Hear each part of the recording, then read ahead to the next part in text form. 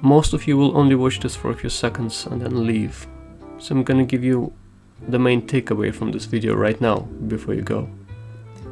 And bear in mind, I have absolutely nothing to sell, so I have zero interest in lying to you.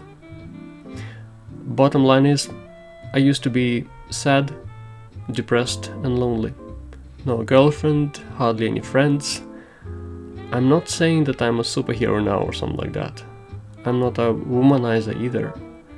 I've had a number of girlfriends in my 20s and 30s, and now I'm in an open relationship with my partner of 10 years and counting.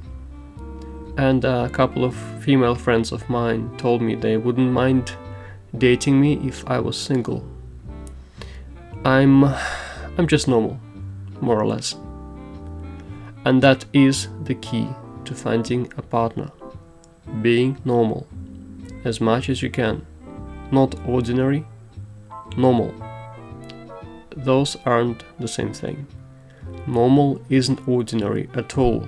In fact, in this day and age, normality has become extraordinary.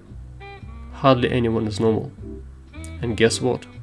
People crave normality. Because normality means stability and security. It took me over 20 years to discover this simple truth. Yes, this video is a bit long, but please bear with me and I'll explain what I mean. If it worked for me, there is no reason why it shouldn't work for you, unless there is something fundamentally wrong with you. The thing is, I'm not even particularly good looking or smart. In fact, most of my life I was convinced that my intelligence was below average. Now I can see that it's pretty standard. What I do have is common sense. Intelligence and common sense are often confused, but they are not the same thing. If you want to find a partner, and if you want to have a stable relationship, having common sense is paramount.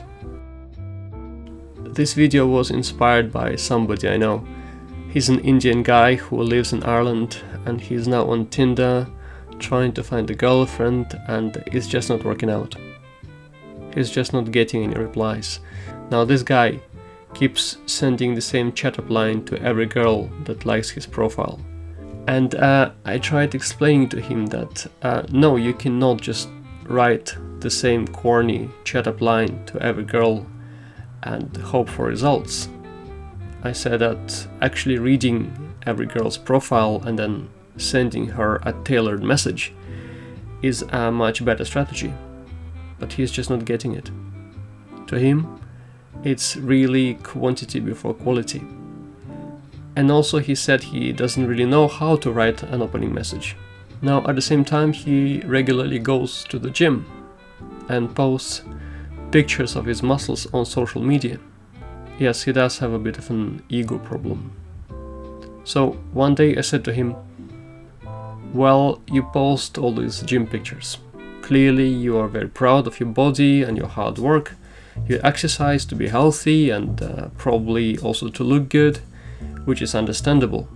You thought to yourself, my body wasn't good enough, so I'm gonna do something about it. And you did. But then, how do you exercise your mind? The guy didn't really understand my point. So I said, well, a person can exercise their body as well as their mind. If you thought your body wasn't good enough as it was, then why did you think that your mind and your social skills were good enough? I asked if he'd read any books or honed his soft skills or his understanding of human nature in some way, and he said no.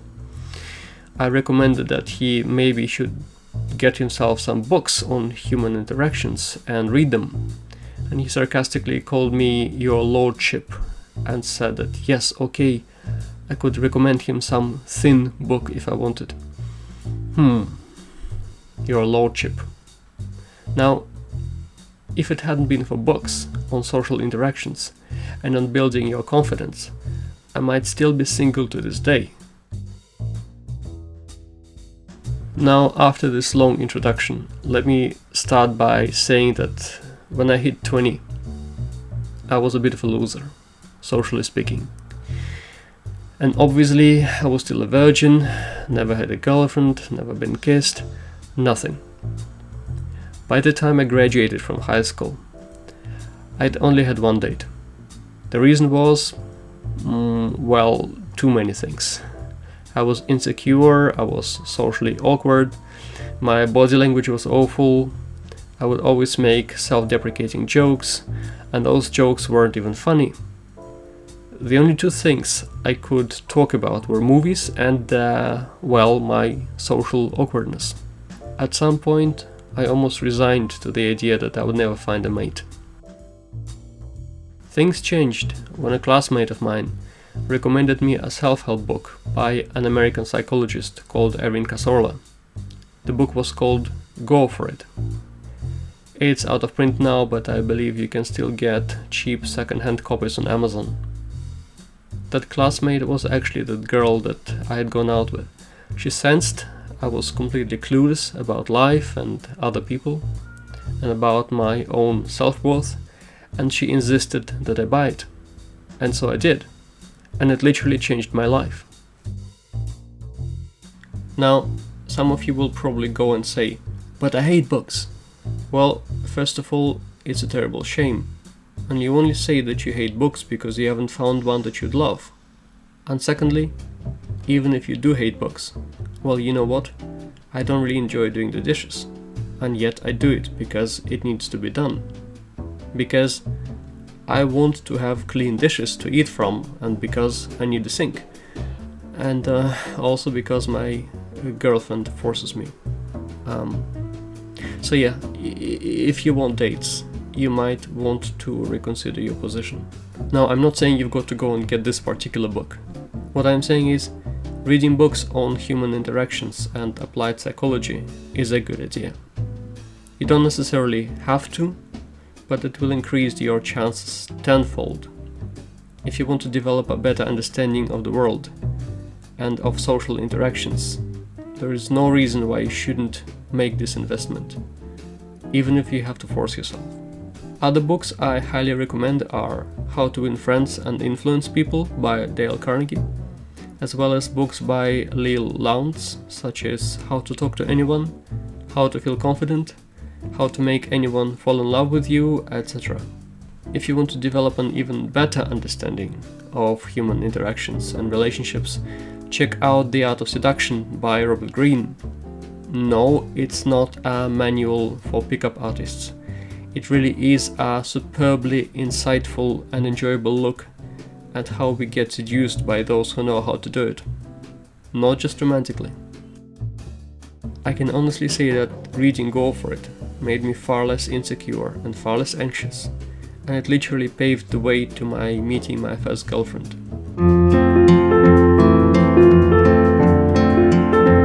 I was already at university at the time, and I even got her mum a copy of that book. Sadly, human interactions are kind of like driving. You're much better off learning how to do it before you actually do it. True, this skill does come naturally to some of us, but there is nobody who wouldn't profit from finding out more on a subject. Now, what did I learn from those books? To sum it up, I learned that most of us are anxious about what people think of us, and about not being good enough. This is one fear you share with most of your fellow human beings. This is the fear that prevents you from progressing in life. Then I learned that one of the biggest mistakes people make on dates and social interactions is focusing too much on themselves. Starting now, you need to make it a habit to use the word I as little as possible. Which is not to say you shouldn't talk about yourself at all. Like everything in life, a conversation needs balance. But when you're out with your date, I strongly suggest you make it a priority to talk about them. Which actually sounds very obvious, doesn't it? And yet, it needs to be said out loud, because I keep seeing people who always go, I.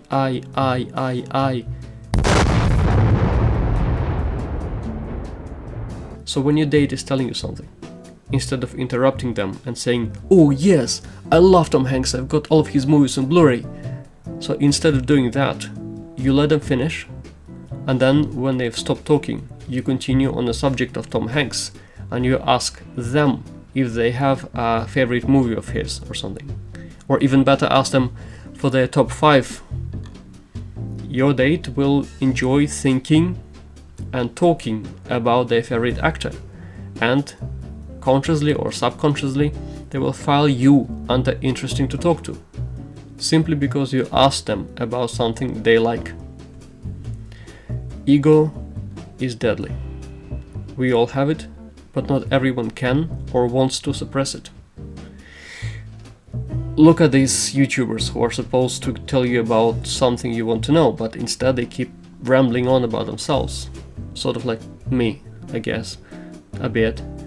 See, we all suffer from it, but at least some of us try to fight it. And someone who seems to be completely devoid of ego seems unique. Is hiding your ego dishonest? I don't know, maybe to a point. But again, you have absolutely nothing to lose by trying to stifle your ego. Nothing at all. Yes, this really is very obvious, isn't it? Now, showing interest is not the same as interrogation. Do not drill them with questions. Yes, you can talk about yourself too, but only in moderation. And yes, you should concentrate your attention on your date, but also in moderation. Obviously, your date should get more screen time in what you say. Alternatively, you can simply talk about other things like pop culture, the current events, your mutual friends, or what have you. Something that doesn't directly concern you or them. Now, a few of my single friends are convinced that they're not finding a partner because they're boring. Well, this statement is hugely misguided because no, they're not. They're just as boring or as exciting as anyone else. Just because you avoid parties and nightclubs doesn't mean you're boring. All you need to do to come across as interesting is to show a genuine interest in other people. That's it. Often that's enough to get people hooked on you. When your date says or does something that you don't like, or something that you don't agree with, don't be a baby and start protesting. Always try to put yourself in their position and to understand their point of view. Direct criticisms won't get you anywhere. Everyone can criticize. Everyone. But not everyone can restrain themselves and prevent their inner child from taking over. Don't just say whatever comes to your mind. Be almost like a parent to them. They'll probably notice you don't agree with them, but they will appreciate your restraint. They will see it as a sign of maturity. And being mature, calm, restrained is an amazing quality to have. Sooner or later, this will become a habit. So yes, this is very much a case of fake it till you make it. Do not betray too much of your persona. Do not be too much of an open book. I mean, obviously don't artificially conceal who you are, unless you suck, of course. But what I'm saying is, don't swamp your date with opinions and other information. Remember what I said? Balance. Opinions are a dangerous thing. Strong opinions are a sign of immaturity. And you don't want to sound like an adolescent. Most of our opinions are formed on very unstable, insufficient foundations, and they are prone to change as well. So again, yes, of course you can offer your opinion occasionally, especially if you are asked for it, but try to be flexible about it. Only a fool has opinions that never change. Always be willing to change your mind about things. Flexibility is a key to a peaceful mind. Now, there is another little trick. If you follow it, you can dramatically increase your chances. The trick is this. Be a bit of a contradiction. Show different contrasting sides of your personality and your tastes. I think one of the best examples for this is the comedian Jimmy Carr. And he's brilliant. Not so much because of his schoolboy-like lowbrow jokes, although I must say I do find him quite funny, but because of the way he presents himself. If you don't know Jimmy Carr, he is the very model of a British gentleman. Smartly dressed, well-educated, well-spoken, amazing accent, and yet, at the same time, some of the things he says are beyond vulgar and immature, which is exactly the reason why his entire stage persona works so well. He is a walking contradiction. Normally you'd never expect somebody with his manners to say the stuff that he says, but because he does, he is insanely charismatic, and you believe both sides of his persona. Now, if you're one of those people who are stuck in an endless loop of rap, Fast and Furious movies, football and gym sessions, you might want to start expanding your horizon. There is simply no reason not to. Come on, when did having some world knowledge harm anyone?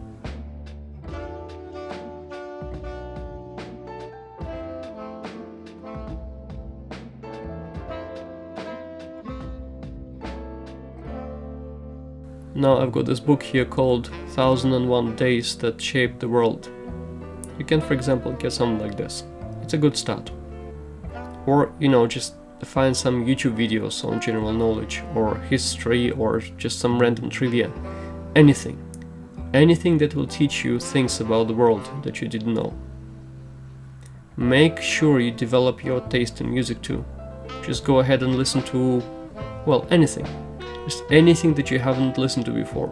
Just really anything. Classic rock, oldies, foreign language music, classical music, opera.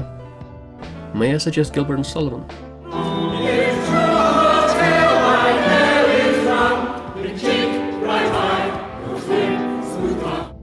Because most people seem completely unaware of any music that was produced before the 1990s, and they only listen to stuff in English. So basically they are completely ignoring 99.9% of the music that's out there. So come on, go and explore. Aren't you even a little bit curious? And then, when the time comes, mention the things that you've learned in a conversation with your crush. Do it casually. Don't make a spectacle out of it. Please don't overdo it. I have a friend who is now 30 and he's never had anyone. He's super smart and he must have read hundreds of books in his lifetime. And so whenever you talk to him, he starts telling you about Roman emperors and Greek philosophers, and you just don't know what to say to that. So what I'm saying is, it's good to give your crush a glimpse of your knowledge, but come across as a show-off and you're done for. They will realize you're just trying to impress them and that your social skills are severely lacking. But generally speaking, you can't go wrong with education. It will do wonders for your social life, and people will find it much more interesting to be in your presence. One of the most important things you can develop is observing yourself, observing your own behavior. You need to be as aware as possible in regards to how you come across, how other people perceive you. If you overanalyze, so be it. And yes, it does mean that you'll be kicking yourself on more than one occasion. Chances are you already do it, most of us do it, but I still thought I would remind you, because that helps to avoid repeating silly mistakes in the future. That too seems kind of obvious, and you'd think that every grown-up would observe their own behavior and learn from it, but sadly that is not the case. What else? Body language. That's another thing that comes naturally to some people, but not so naturally to others. Certainly not to me. The good news is that it can be trained, just like anything else. Just search YouTube for confident body language. There are plenty of tutorials on that. So is the saying treat them mean, keep them keen true? No.